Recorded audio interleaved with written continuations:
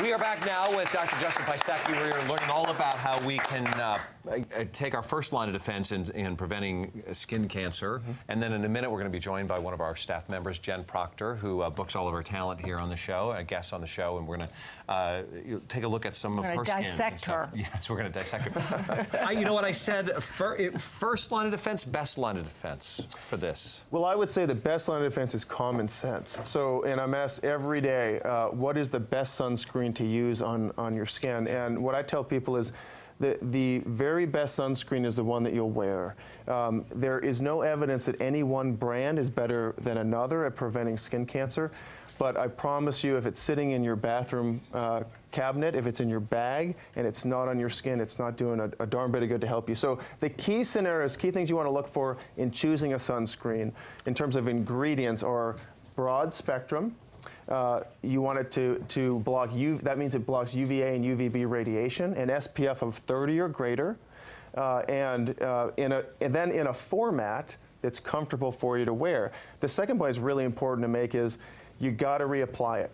So sunscreen stops working after a couple of hours, 2 to 3 hours, and most people make that mistake where they put it on, they think they have a get out of jail free card, they spend all day outside, and after that first 2 hours it's not helping. But you know, people aren't out in the sun all day. Are you saying we need to have it just to go from point A to point B?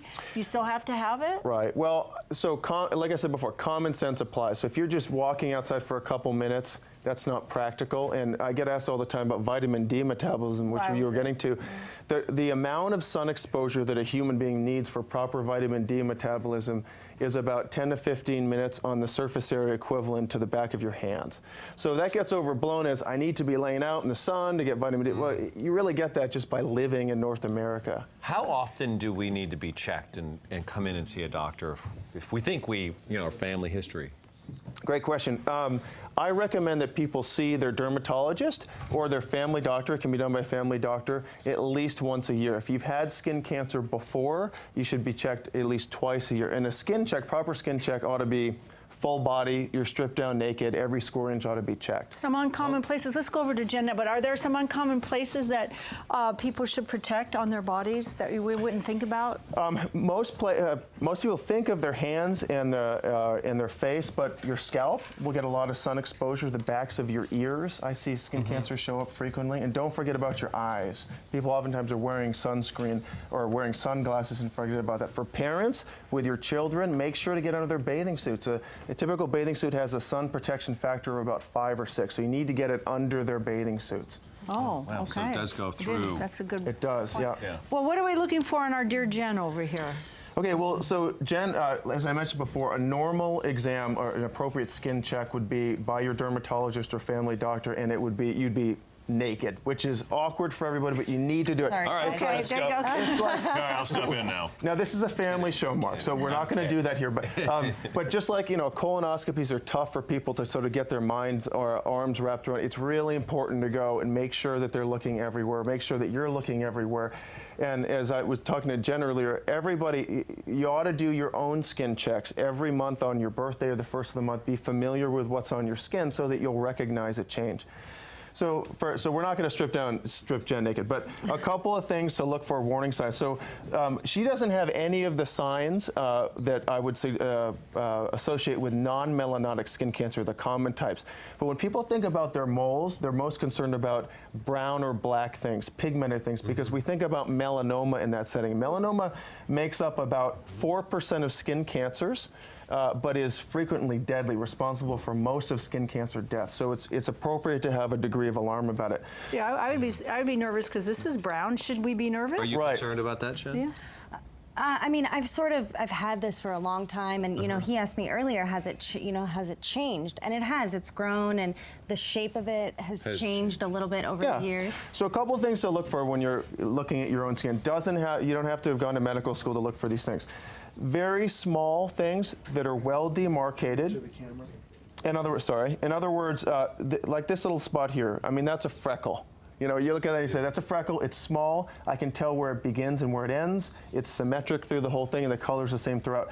These are larger, they're a little bit, the border's a little bit more irregular and the color's a little different through them. And the key thing that she's pointed out is that it's changed a little bit. Now, change doesn't mean it's cancer, but cancer frequently changes. So the presence of change is a very sensitive indicator of something that you're going to want to have taken a look at, or at least more closely. It's not specific, so it doesn't mean... At what rate, doctor, the change in that? Would it be you see a change in a month, over...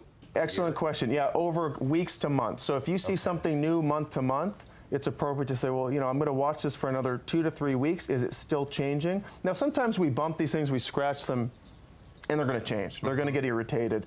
You're going to have a lot of sun exposure, maybe you're outside more than you expected to be, and it's going to irritate from the sun. So it's appropriate not to have a degree of panic. Don't everyone be convinced you're riddled with undiagnosed skin cancers. But I would say I would have these two checked out simply because they're changing. There was an interesting study done back in the early 90s looking at asking the question, how often are doctors, put your arm down. How often are doctors right when we look at the skin? And there's another one that she's got I've up got here. it. I found a nice big one right here. This is all she has. She's a very beautiful woman, and just because focusing on this, so that doesn't take that away from you, Jen. I'll get back to that point, just to point the thing on her neck. So this is a little bit different. It hasn't changed at all. It's been present for decades. It's well circumscribed, the same color, it's symmetric. So that's one that it's appropriate just to keep an eye on. But if it did begin to change, I would have it removed or biopsied. And the reason is we think doctors, when we look at skin cancer or look at things on the skin, we're probably only right with visual inspection about 70% of the time, which is a little bit frightening. Because the downside of missing a melanoma is high, and the downside and the negatives of removing a skin lesion or having it biopsied are very low, we have a very low threshold for doing a biopsy. So my suspicion is you probably would have this biopsy, which I'd recommend, and they would say it's a dysplastic nevus or we'll remove the rest of it, but it's not a cancer, but it's worth doing. Let's do that. Okay. It's good. Well, May is here. It's time to have all this stuff Do it, checked and then out. let us know what they say. Thank you so much, Okay. doctor, Thank for you, coming doctor. by. If you want to know more about what Justin Piasecki is talking about here, you can visit the good doctor at the skincancercenter.org.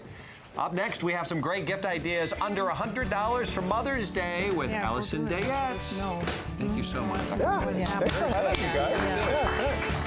I don't want to freak out. But you'll